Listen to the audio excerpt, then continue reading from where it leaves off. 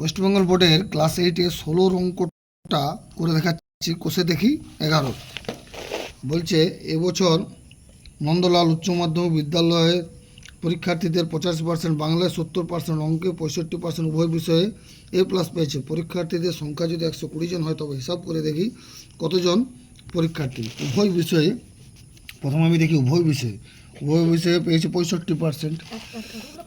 তাহলে উভয় বিষয়ে A+ পেয়েছে। তাহলে লিখতে পারি আমি পরীক্ষার্থী 100 জন, নিচে 120। A+ পেয়েছে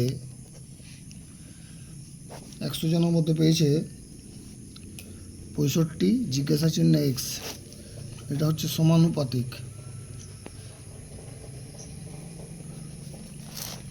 তাহলে 120 সমানুপাতিক হলে আমি X সমান করতে পারি 65 গুণিত 120/100। 5 × 65, 5 × 2 = 10, 2 × 6 = 12। তাহলে উভয় বিষয়ে A+ পেয়েছে 78 জন। তাহলে 1 নম্বর অঙ্কটা হয়ে গেল। এবার 2 নম্বর অঙ্কটা হচ্ছে শুধু বাংলায়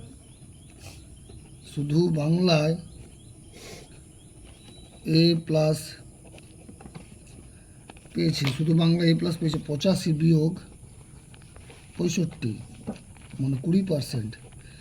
তাহলে পরীক্ষার্থী 100, নিচে 120। শুধু বাংলায় A+ পেয়েছে 20, জিজ্ঞাসা চিহ্ন X। সমানুপাতিক, সবগুলোই সমানুপাতিক হবে। X সমান 20 গুণিত 120/100।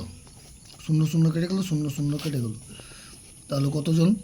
24 জন। 2 অঙ্কটা হয়ে গেল। শুধু বাংলা A+ পেয়েছে 24 জন। এবার বলেছে শুধু অঙ্কে A+ পেয়েছে শুধু অঙ্কে A+ পেয়েছে 70 -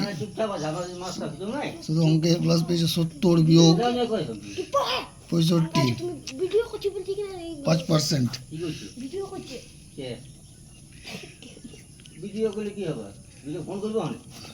পরীক্ষাতে 100, নিচে 120। A+ পেয়েছে, এখানে লিখবে তোমরা 5, জিজ্ঞাসা চিহ্ন X। তাহলে সমানুপাতিক, এটাও সমানুপাতিক। X সমান 5 গুণিত 120/100। 0 0 কেটে গেল, 5 × 2 = 10, 2 × 6 = 12। 6 জন। শুধু অঙ্কে A+ পেয়েছে 6 জন। এরপর 4 অঙ্কটা উভয় বিষয়ে কোনো বিষয়ে A+ পাইনি। তাহলে পরীক্ষার্থী ছিল আমার 120 জন।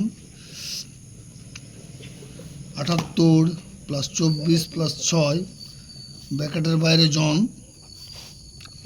120 - 6 × 4 = 10।